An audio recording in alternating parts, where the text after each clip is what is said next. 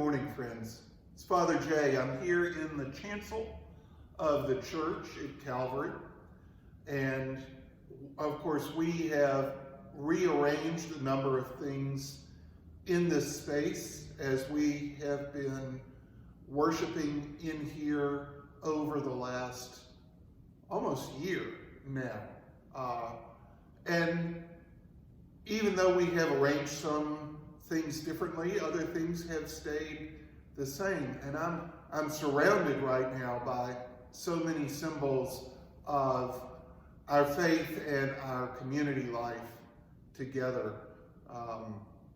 Behind me being the organ and that instrument that draws us together in worship and in music, and that Phil plays so beautifully, and that only a few of us unfortunately get to enjoy in person right now, but I'm grateful that we can share that every week on our live stream. Around me are these windows, these stained glass windows that depict Christ's passion and crucifixion, and over on the other side we have his resurrection and his ascension. And that's the story of our faith, that not only that Christ died, but that Christ lives again. And that Christ dies and lives both in a historical period, a specific historical period, and in our lives today, and in the places that we live today. If you think about it, every week that we say either the Nicene Creed or the Apostles' Creed, we reference the fact that Jesus was tried by a Roman official, by Pontius Pilate, an official of the Roman government. And we situate his life within that historical context. But it is also true that Christ lives in our historical moment, in this moment in which we live. And that, for me, is a primary part of the reason that this flag is in our sanctuary. Not because we worship it in the way that we worship our God, not that it holds the same meaning as a religious symbol, but because it reminds us that Christ is present in this day and in this place, and that we are called to be a community that lives into the principles that Christ gives to us in the Sermon on the Mount.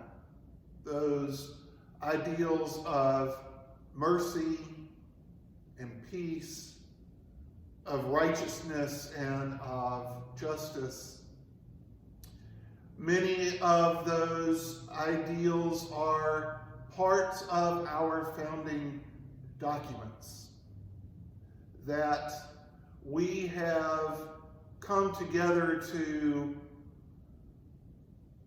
secure a more perfect union, a more perfect community with each other, to provide for the safety and well-being of one another, to promote the welfare of one another, to secure for not only ourselves, but for the ages to come, the opportunity of self-determination, at least in the civic realm, to the extent that we are given the will to choose by our Creator.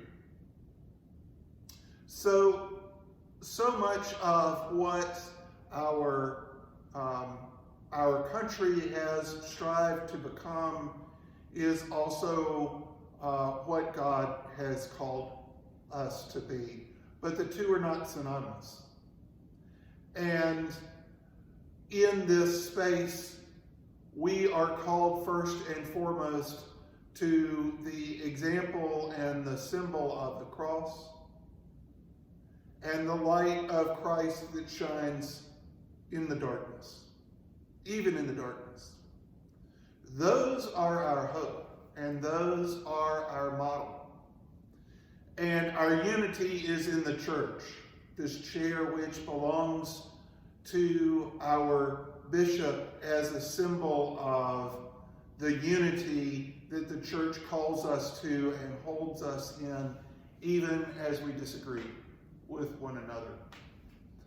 Those are the foundations, those are the models, those are the symbols that draw us forward, even in the historical context in which we live. All of that is to say that the days ahead, these next couple of days, as we inaugurate a new president and see a new administration begin its work in Washington, D.C., while they are times that may be fraught for many of us, uncertain, we still move forward in the certainty of this faith that has sustained us for over 2,000 years. And so I invite you into that space. I invite you into that history. I invite you into moments of prayer in the next few days.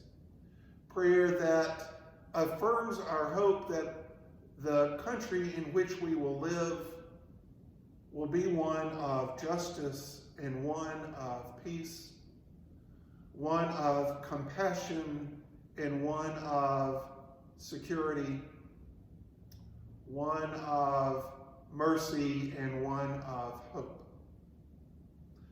But that we are called to strive for those things and work for those things in this moment because Christ is present in this moment. And because it is Christ who guides us every day.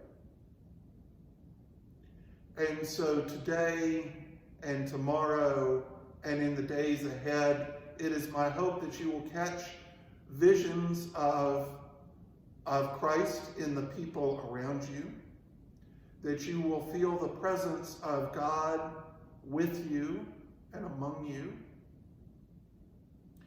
that God's face will shine upon you and give you peace.